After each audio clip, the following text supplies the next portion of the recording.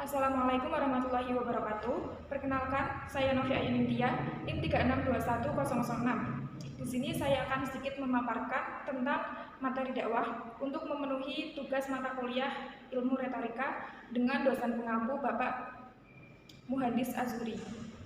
Oke, langsung saja. Kita sebagai seorang muslim tentunya tidak asing lagi dengan kata dakwah. Mungkin dari pemikiran orang-orang, dakwah hanya sekedar menyampaikan materi atau pesan kepada orang banyak, berbicara di depan umum. Namun, nyatanya dalam penyampaian materi yang ada di dalam dakwah itu tidak sembarangan materi yang disampaikan kepada para objek dakwah. Nah, dalam dakwah sendiri itu terdapat unsur-unsur dakwah. Nah, diantaranya yang pertama, di dalam dakwah harus ada seorang dai atau pelaku dakwah. Nah, jika di dalam dakwah tidak ada seorang dai, mungkin dakwah itu tidak akan berjalan dengan semestinya. Nah, dari seorang dai tersebut juga harus memiliki kriteria yang baik dan pantas untuk ditiru atau dicontoh oleh para mad'u atau objek dakwah yang nantinya akan menerima dakwah atau pesan yang kita sampaikan. Dan seorang dai pun harus memiliki latar belakang yang baik, memiliki kepribadian yang baik, dan tingkah laku yang baik. Nah, unsur yang kedua yaitu adanya mat'u atau objek dakwah. Bisa dibilang sasaran dakwah atau orang yang akan menerima materi atau dakwah kita yang akan disampaikan.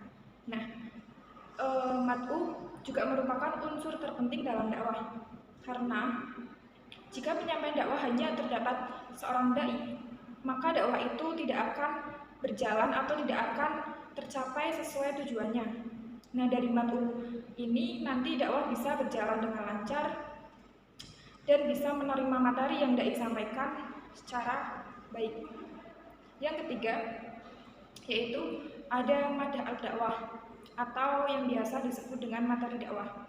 Nah, materi dakwah ini juga merupakan unsur terpenting dalam dakwah, karena jika dakwah yang disampaikan tidak memuat materi-materi yang urgent, itu dakwah dianggap tidak sesuai dengan apa yang diinginkan oleh seorang mad'u. Nah, dari materi dakwah ini harus jelas tentunya materi yang diambil seorang dai itu bersumber dari siapa dan jelas sanad-sanadnya dari materi tersebut, agar jika materi itu sudah dicermati oleh seorang mad'u dan diterapkan di masyarakatnya, itu tidak terjadi kesalahpahaman dalam penyampaian materi yang dijelaskan dari seorang dai. Kemudian ada thariqah atau metode dakwah. Nah, dalam dakwah tentunya juga memerlukan metode. Di antaranya yang pertama ada metode bil hikmah, yaitu dakwah yang cara penyampaiannya itu seorang dai sudah mengetahui kriteria-kriteria dari para mad'u yang akan dihadapinya. Nah, yang kedua ada metode bil mau'idah hasanah, yaitu seorang dai memenuhi kepuasan jiwa para mad'u yang hadir dalam dakwahnya. Nah, yang ketiga ada metode bil mujadalah. Nah, metode ini dilakukan secara bertukar fikir atau lisan tanpa adanya ketertutupan satu sama lain, dan dakwahnya bisa diterima dengan seikhlas hati.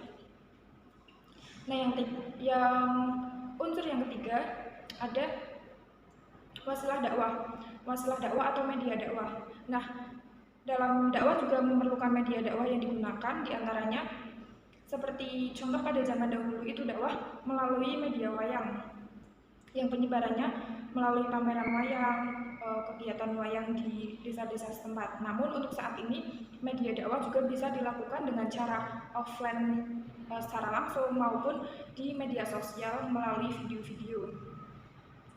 Yang terakhir ada atsar atau efek dakwah.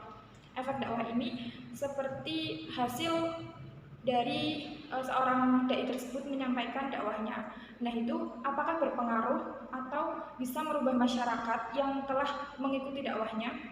Itu bisa mengimplementasikan materi dakwah yang didapat secara baik, bisa menggunakan hal-hal positif yang didapat dari dakwah tersebut. Jadi untuk dakwah itu seperti kita mengajak orang lain dalam berbuat kebaikan menuju ke jalan Allah yang benar. Nah, mungkin itu saja yang dapat saya sampaikan. Kurang lebihnya mohon maaf. Wassalamualaikum warahmatullahi wabarakatuh.